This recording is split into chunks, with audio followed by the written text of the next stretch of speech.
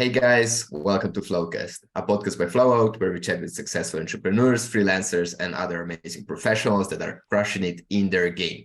We are Flo and Gal and will be your host of this audio journey. In this week's episode, we're here with Josh Muccio, host of The Pitch, a podcast that uncovers what it's really like to raise money for your startup. So, without further ado, sit back, relax, and enjoy the conversation. Hey Josh, it's nice having you here. How are you today? Hey Gal, it's good. It's good to be here. Thanks for having me on. Yeah, anytime. I hope you don't mind that you're not the host today. I'll do my best. Okay, so I just like to kick it off lightly. So who are you and how would your family and friends describe you? My family and friends would describe me as an entrepreneur to my core, uh, and that is the truth. I've taken many risks in my career and continue to do so. But yeah, I mean, also I host a podcast, a popular business podcast called The Pitch, and we've been doing that for 7 years. We started it 7 years ago because an investor out in Silicon Valley reached out to me because of another podcast I was doing. And he was like, "Hey, I was thinking about making a podcast about what it's really like to raise money for your startup because this Shark Tank thing is a bunch of BS." And I was like, "Okay, that sounds great. Let's do that." So we kicked off the pitch in 2015. And now here we are 7 years later. A lot has happened, but yeah, it's a great show. Awesome. Yeah, we are going to talk about the pitch a lot today, get more into the specifics. But I just wonder, like, were you always that interested in the podcast industry? Like, how did you end up doing your own show and what's your background? Yeah. Um, I was kind of always interested in entrepreneurship, but not podcasting necessarily. So I actually started my first business when I was in college, which, funny enough, started because of a panel of investors that I got to pitch to in my senior paper class at the end of business school. And they brought in these investors from the community. It was a tiny business. We were like, basically, the whole thesis of our business was the iPad screen. The iPad was about to launch. This was in 2010. The iPad screen is going to break just like all the iPhones that came before it. And we are going to fix all of those iPad screens. So we bought a domain, tried to get traffic nationally, and that was our pitch. And then I, I think we raised a little bit of money for that. And then I left school and immediately got a job in accounting. And that was, I thought, the end of the business. Till a year later, I got laid off and then looked at the analytics on that website, and we had, I think, 300 people a day visiting it. And I was like, oh, holy crap, that's okay. I guess I should turn on e-commerce. And so that by that weekend, we had our first few devices being, well, these were iPads being shipped in to get repaired. And this was before even Apple had their own repair program up and running. So anyway, built that business for 3 or 4 years. We expanded beyond iPads, did a whole bunch of stuff. Then the market got really saturated because people were doing these repairs on every street corner. And that's when we said, you know what, we're going to sell. So we sold that business in 2014, I want to say, and spent a year kind of just floundering, trying to figure out what was next. Did a little bit of consulting. And during that time, there was a podcast that started going, that was published called Startup. This is with Alex Bloomberg, who was with NPR's Planet Money, and he was starting this podcast company called Gimlet Media, and he documented the whole story. Unfortunately, it's only available on Spotify now to listen to, but it was a massive hit at the time and something that drew in me and a lot of other entrepreneurs. And that's kind of what made me realize, like, oh, wow, like podcasts aren't just like a thing that people do in their basement. Like they can be this well produced and like really like take people on a really well crafted journey. And that excited me. I got pretty into that idea. I didn't know anything about how to make a story or how to make a podcast like that. But yeah, that's what eventually led us to start the pitch. Yeah, podcast landscape was a lot different back then, wasn't it? Ah, yeah, yes, it was. Yes, it was. I remember everything that mattered um, was getting promoted by Apple Podcasts. because that was the main listening platform. And if you got promoted there and you got on the map, it was like that was the spark that could bring you podcast fame. Now it's like you get promoted on Apple Podcasts, you can barely tell that it's even happening. So the world has changed. Yeah, I feel like also the visual side of things, people actually watching podcasts on YouTube, not Yeah. just listening to them passively, Yeah. has been on the rise, or maybe now it's plateauing. Anyways, where do you see it going in the future? Podcasts. Um, it's interesting. You have people. Okay, gosh, where do I see it going in the future? There's so many different angles at which I could tackle this question.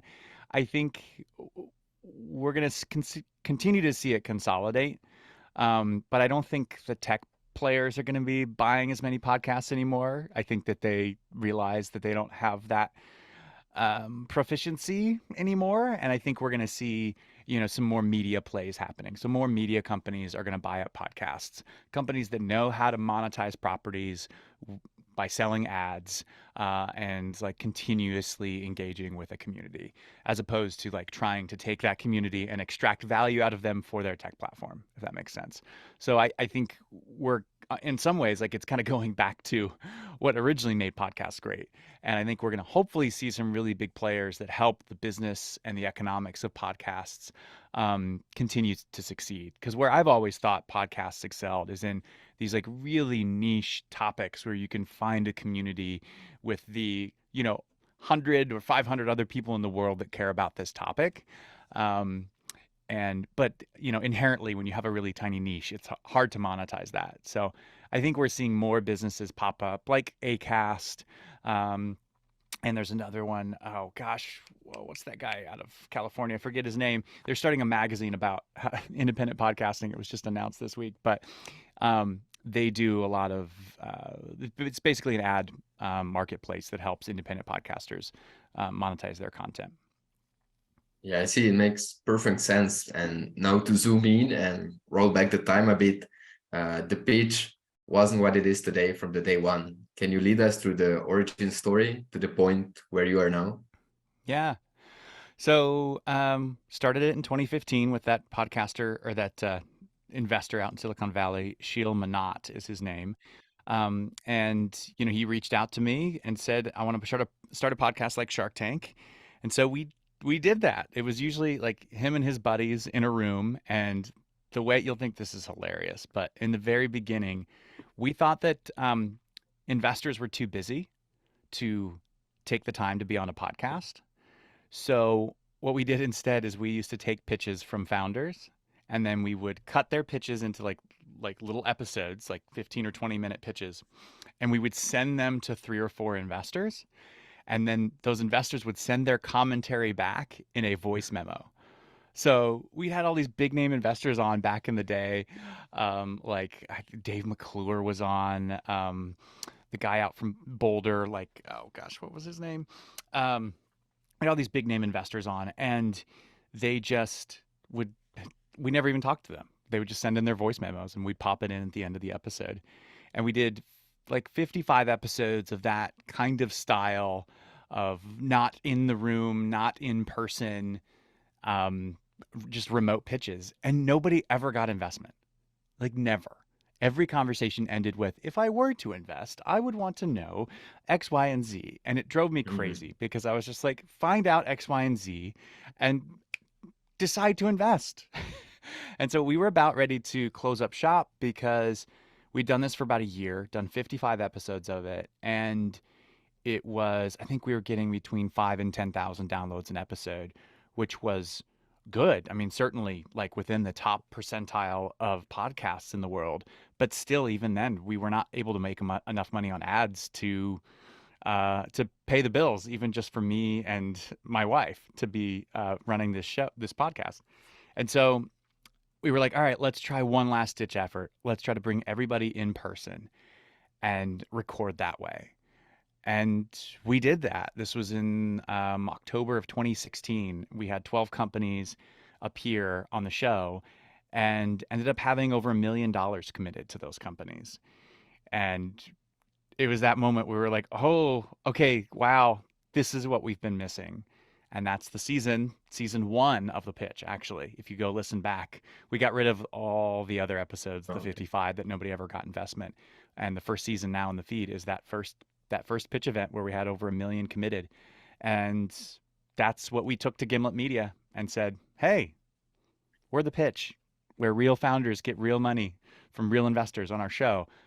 Would you like, let's work together. And that kind of kicked off the next scale of our journey, essentially. I see. And how did the team that creates the podcast evolve? Was it always you and your wife?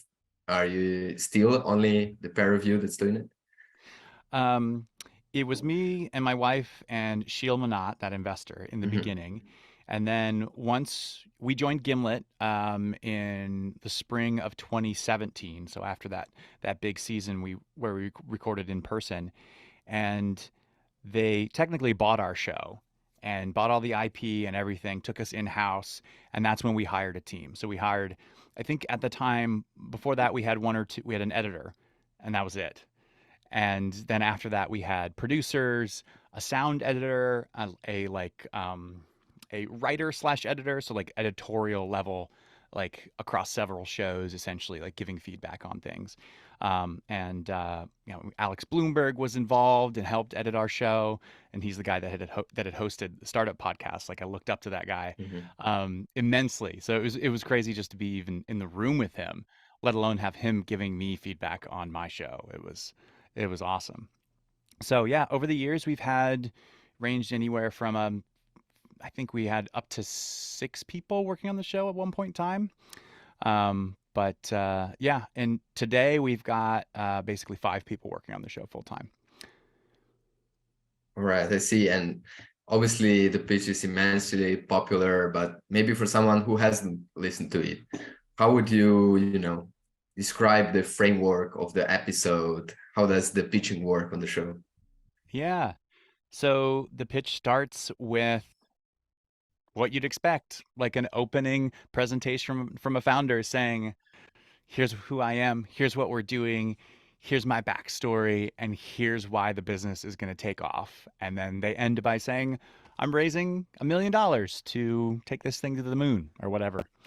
And that's like the first 90 seconds to 2 minutes of the show. And then the rest of the conversation in the room, which is about 20 to 25 minutes, is just a Q&A with the investors. And that's the part that's really valuable because it's like these are legit investors asking the real questions that you're going to get when you're pitching VCs for funding for your company.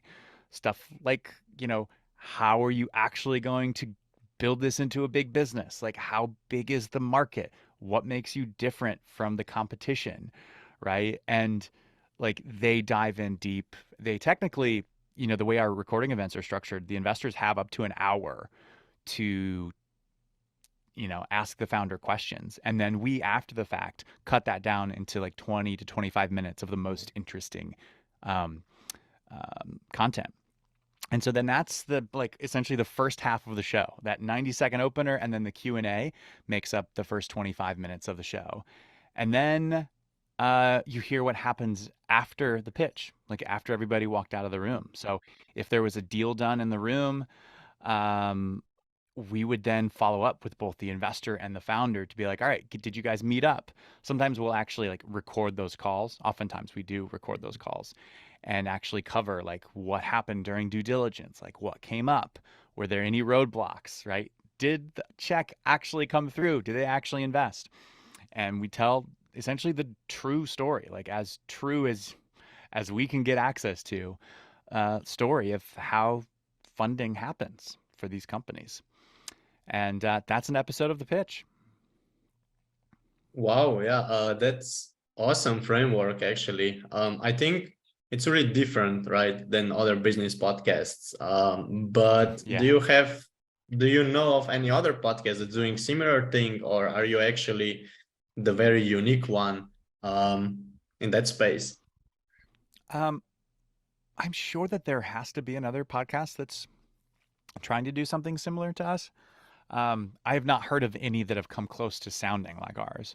Um, we spend a lot of time in production. So not only do we record these episodes and then wait, several months after the fact before we publish to hear actually what happened after everybody left the room. But we also spend a lot of time with like the music, like the sound design, making, cuts here and there so that you're not listening to a bunch of stuff that doesn't actually matter, or like, boring filler words like I'm filling my sentences with right now. We really take care because we figure like every second that you spend listening to our show, like we better be providing value in that second. Otherwise, like it needs to get cut out.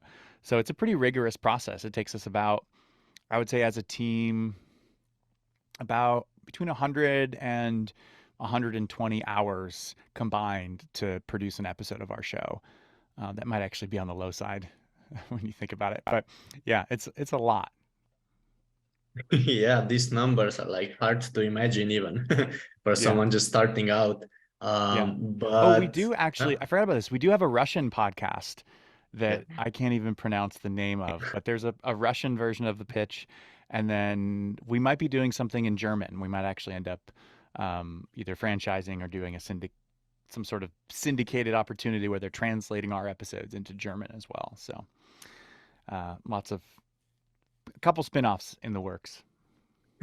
Pretty cool, yeah. And now you're already like 10 seasons strong, right? Hmm. But how do you select the startups on your show? Do they reach out to you? Do you have like special criteria Yeah. getting them to pitch? How's that? Yeah. I mean, we get a ton of applications just publicly on our website. People can check it out, learn more about the show, see if they want to apply at, I think it's pitch.show/apply. And we get a couple hundred applications a month there.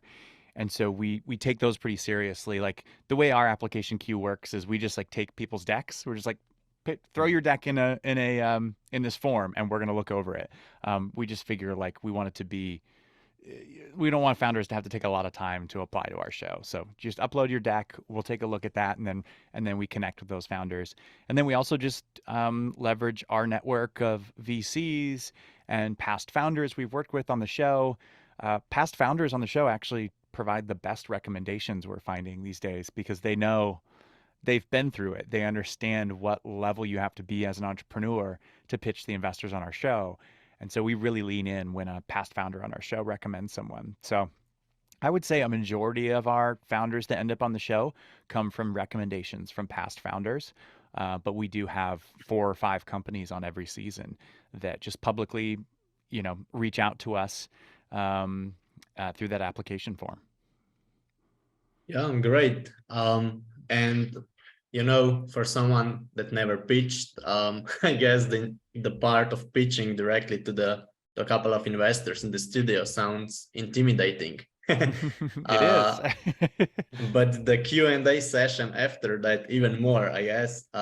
So my question to you, as observer, as someone that's really part of that, can you even prepare for that? The Q&A session. How do you do it as a Yeah, founder? 100%. And first of all, I actually subjected myself to this.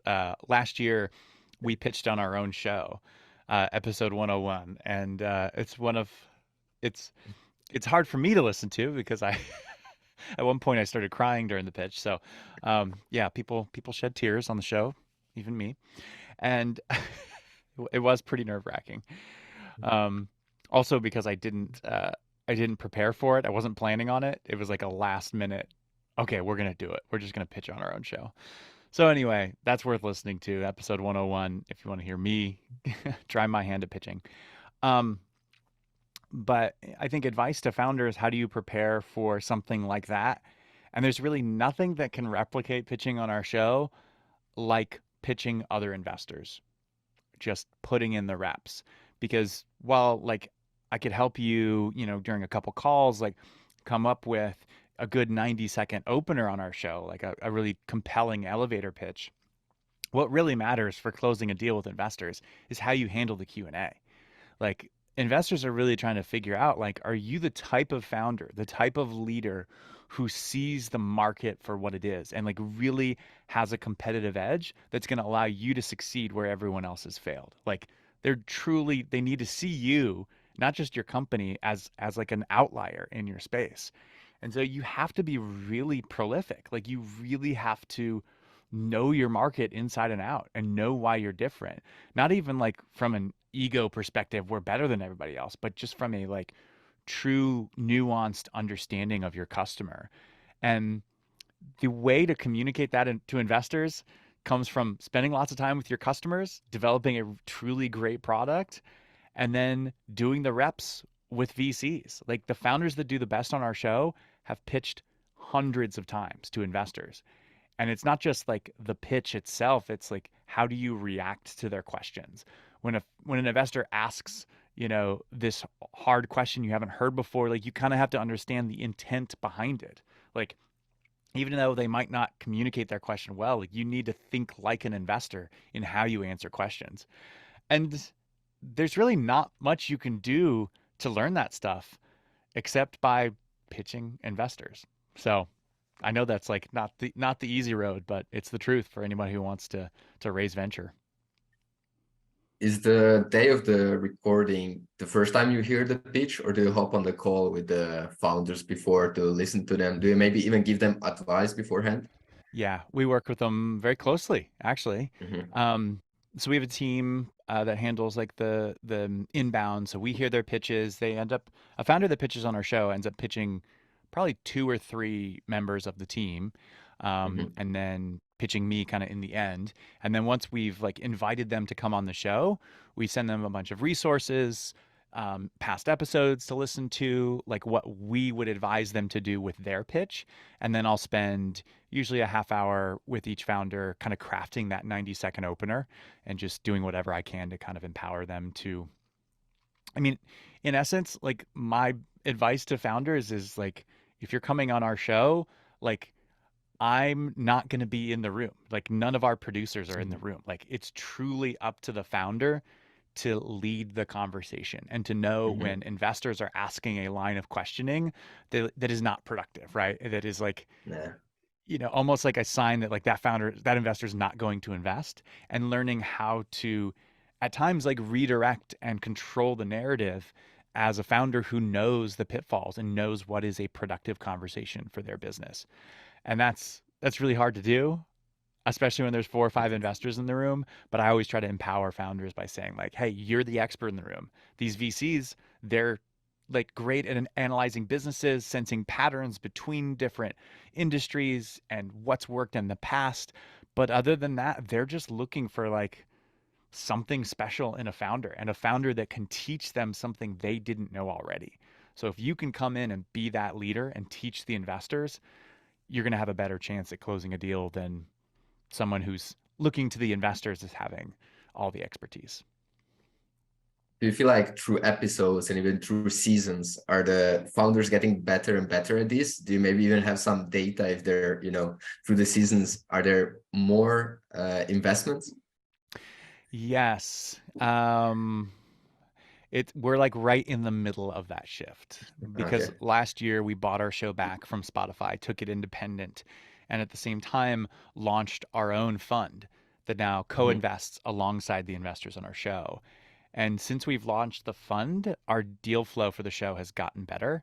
Um, and I think it's partially just because we're investing in some of those companies. And so then when we ask those founders that are now in our portfolio for their recommendations, they're they're even better than past recommendations. So Hmm. I think we're right at the beginning of seeing that shift where the deal flow we're getting for the show is going to end up meaning a lot more deals are closed, in the pitch room, which we're really excited about, obviously, because like listeners love it when a deal happens. Like, they learn something from when founders fail, but I think they learn more actually from, I don't know. Some people say the opposite. Like, I learn more from people failing, but I just find that like the way people fail in pitches, it's the same ways over and over again. Like, it's the truly spectacular thing is when you hear someone close a deal with an investor, because that's so rare and so hard to do.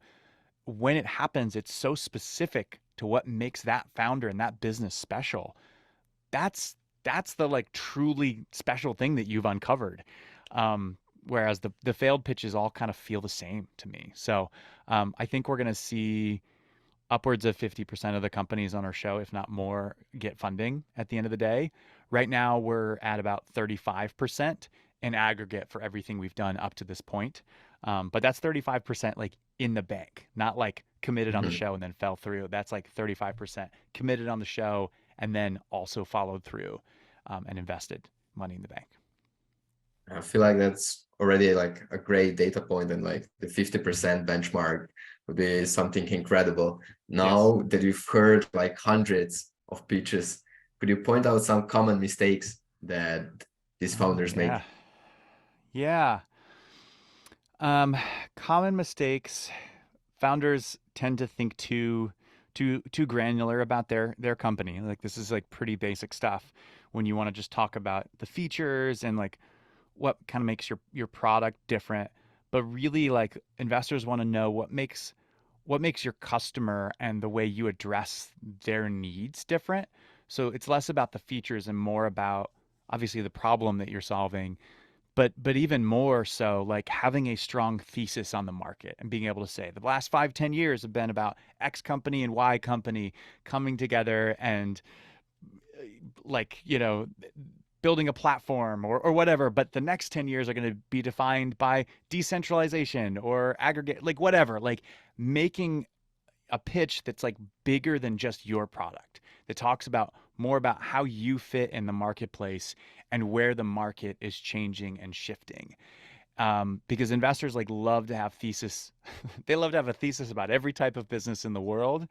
But when you can come in and say, here's something to add to your thesis, here's a view of the market that I have. Anyway, I'm getting into like what works well, but other pitfalls that we see would be like um, founders who don't listen very well in the pitch room. Hmm. I think it's particularly hard on our show because you have 4 or 5 investors that are all asking questions, some of them a variation on one or the other, but you really have to listen well and try to understand the intent behind the questions, even if they don't form the questions as well as they should. And sometimes that just means asking them, hey, can you like rephrase that again? Or like, here's what I think you're saying, but I'm not sure. Like, I want to make sure I address your questions. Like, truly making sure the investor feels heard and like you understand their view and care about what they say is probably one of the most imperative things you can do as a Hmm. founder if you want to close that investor. Now, sometimes hearing what they have to say and hearing their opinion makes you realize like, hey, I don't want that investor on my cap table. And that's different, right? But either way, like you want to make sure that they're being heard first because what's really valuable for them, like they really care about investing in founders that can take feedback. And so you have to display that not only in every pitch you do, but also on our show. Um, Other things people have trouble with is valuation. They founders really want to like throw out the number they would like to have, the valuation they would like to have investors invest, and that approach doesn't typically work. I think if you can come on the show or in any other pitch meeting and say, here's the term sheet we have from other investors, and this is the valuation, that's what they care about. They really don't care about what you think your valuation should be. And if you try to play hard in the pitch room, like, hey, this is my valuation, take it or leave it, typically they're going to leave it unless they think it's a good valuation. So the best approach typically is to put it back on the investor and say, like, what valuation do you think is fair at the stage that we're at? And, hopefully it's within the window. If not, you can kind of push it off and say, well, we were hoping for this, but, open to talking, right? And because ultimately, like, if you get another investor who sets different terms that are better than that investor in the room, then that investor is going to have to adjust to those terms. So, but until that point in time, until you have that check, that term sheet, like there's really not a lot of value in being hard-headed about your valuation. You're just not going to gain any ground that way. I'm sure there are 100 other small nuances that I could tear apart, but there's 2 or 3. No, I feel like it's a great advice. It's always like a two-way conversation. Yeah. You just gotta bounce off the investors and their perspective, their opinions. Yeah. Do you remember any of the pitches that really impressed you that you would, recommend now that you're talking with new guests, that you Yeah. would send them, go listen to this one? Yeah, the best opening pitch on our show, which is just like the 90-second opening, was a founder called oh oh shoot, what was her name? Dig is the name of the episode, and I don't remember the episode number, but Dig was the pitch, and the founder gave actually a 60-second opening pitch that was just spot on, super concise, and just like built momentum. Like you felt by the end of it, you're like, okay, wow, like this founder knows what her business is. She knows what's great about it. And there's all this momentum. And if we give her money, we know exactly what milestones she's going to hit with this money. And it just gave you confidence right off the bat. Um, then another one that I really liked was Dennis Ming with user interviews. And his opening pitch was interesting, but where he really excelled was in controlling the conversation. When like several investors were asking different questions, he just did an outstanding job of kind of redirecting and saying like, "Hey, here's what I think you're getting at here. But let me answer this question first, and then I'll come back to that one." And the investors by the end of it were just like, "You taught the class on how to manage a conversation with 4 or 5 investors, which is already really, really hard to do." Um, and then I think one of my favorite recent episodes, last one, is episode 102. And this founder has been listening to our show for years and was practicing his pitch while at his last job. Like listening to our show, he would like pause the pitch after an investor asked a question, and he would put himself in the founder's shoes and be like, how would I answer that question about this business? This is before he even had started it, right? It was just at the idea stage. So he like put his business through the investor paces before it even existed, using our show as a framework and as the backdrop. So, and he came on and I don't want to spoil it, but did a great job. That was episode 102, Tether. Okay, yeah, great insights. Obviously, it pays off if you study the recent episodes. Does. But yeah, this was more from the pitching part. What about from the investor part? Are there like anything specific they are really interested in? Are there any common follow-up questions that they like always have? On the investor side, um, I mean, in the pitch room, when you say follow-up questions, do you mean like The after they Q leave the and room? Oh yeah, in the Q&A session, for Oh, example. Yeah. yeah. I mean, the investors always want to know that kind of backstory, like why are you uniquely suited to solve this problem? They usually, they want to know a ton about the market and the competition. Um, oh, another great insight, right, is like if you're in a competitive market and like there's been lots of failures before, but you're the one that's going to somehow have the pitch that succeeds where everybody else has failed, or the business that succeeds where everybody else has failed. Like you have to get ahead of that narrative. Like right away, you need to acknowledge the elephant in the room. Like this happened with episode 10. Oh shoot, I don't remember the episode number, but Dressed, Dressd, where the founder Capri um, like didn't really acknowledge how many failures were in her space. And it was like there was this true elephant in the room, like this tension.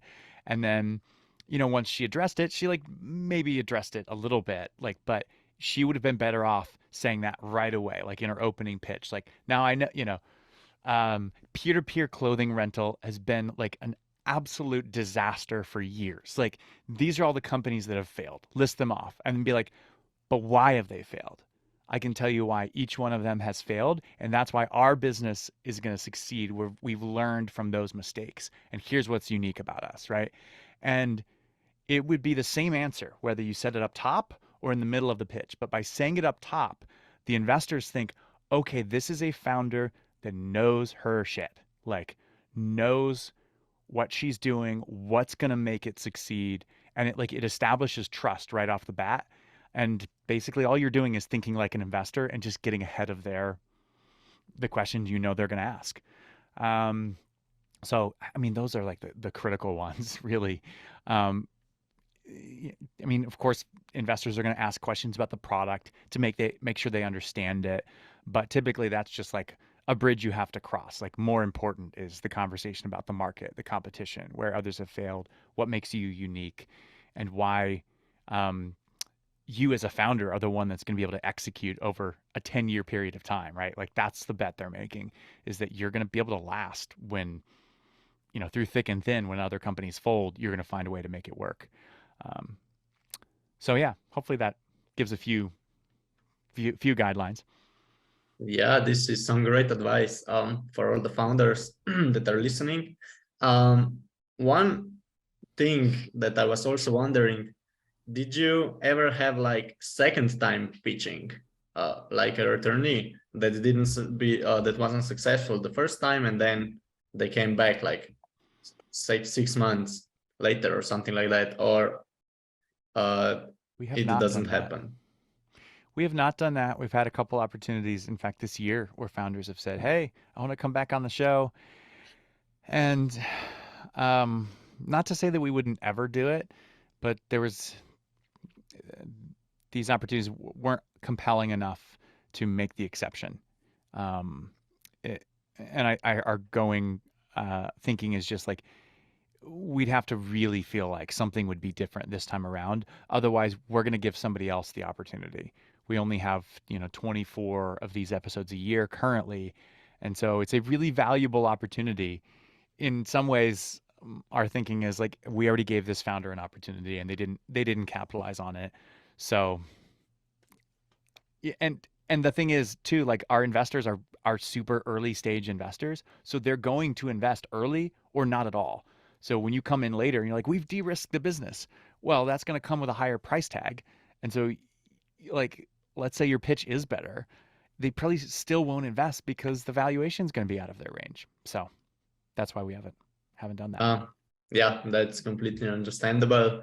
What about the community building? You have a lot of listeners, but how do you engage with your audience beyond the podcast episodes? That's a good question. We're trying to figure that out. We have memberships right now. One of the things we're doing right now is an event in San Diego next week, actually, just a Friends of the Pitch meetup at a brewery. Nothing super structured about that, just kind of gathering our community together and connecting that way. We're going to do more stuff like that. We're probably going to end up starting a conference, probably be called PitchCon or something fun like that, where we just try to put investors and founders in a room. And we'll probably piggyback off of the format of the show already. We'll probably incorporate some of the founders that are pitching to the investors on our show, give them a stage, an opportunity to pitch to a larger audience, and essentially kind of create an event out of our pitch events that we host twice a year and turn that into a bit of a conference for founders and investors. So other than that, we're exploring memberships and Slack communities. Like on the fund side of things, like all of the LPs in our fund, they've joined a Slack group and we talk behind the scenes about the deals we're doing and about the episodes of the show. So that's cool. But so far we don't do much for the free, just podcast listener. We don't do much to engage with that community currently. And part of that is just because the technology behind podcasts, everybody listens in a different app. And so there's no real connecting piece unless we can get them to subscribe to the newsletter, and then we can do more, right, with communities and commenting and things like that. So yeah, long story short, we haven't totally figured it out, but we're really, I think, leaning into events going forward. Okay, yeah, nice. Because the community is also, I guess, a nice part to have around building your brand. What about the fund? You said you have your own fund now.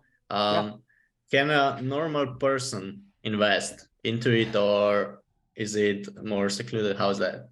So you have to be an accredited investor, which does limit a lot of folks who are unaccredited. But what's unique about our fund is it has a $10,000 minimum, which is very, very low for a fund. And it's because our fund is so small, and essentially because it's just an extension of the podcast itself, and because we're co-investing alongside these other investors on the show, writing checks between 50 and 100K, like that fund structure essentially allows us to let in people who only invest $10,000. And that's opening up a whole new group of LPs that really can't invest in most of the funds out there, because the most competitive funds, um, as they grow to fund 2, 3, 4, they have 25, 50, 100 million under management. Their minimum check sizes grow to 250,000, 500,000, a million very quickly. And obviously, very few people can write checks that large all at once. Yeah. So yeah, thanks for all these insights. But before we go out, do you have any special plans for the near future of the pitch? What do you have Yeah. in the works? So we're recording season 10 next week. So I'm very excited. This is always an exciting time for us because we've picked out all the companies that we are excited about for both the show and for the fund. We've got 18 companies lined up to pitch over a 3-day period in San Diego. And not only is it fun, but it's just so cool to see the companies that you've been excited about, see what happens when they walk in the pitch room, because the investors in our show don't have a clue who we've picked. Like, it's truly an unveiling. But we, of course, behind the scenes get to see it all. And then the other big thing is we're launching video for the first time on season 10. We're going to be publishing these episodes on YouTube. So, which will be interesting because it's a highly produced show. So it's not like we can just, throw up some video clips of the episodes and call it done. We'll have to be, and we're used to using Pro Tools and other very audio specific tools in our workflow. So we're having to figure out how to use the video equivalent of that and without sacrificing the audio quality. So we're in the middle of figuring that out right now, but really excited about having video in the fall. Season 10. Yeah, awesome. It sounds super promising. So yeah, good luck with that. And thank you, Josh. It was really nice talking to you today. I hope you enjoyed not being the host for this one time. I did. Thank you. Yeah, thanks for hosting me, Gal and Flo. I appreciate it. It was a great chat.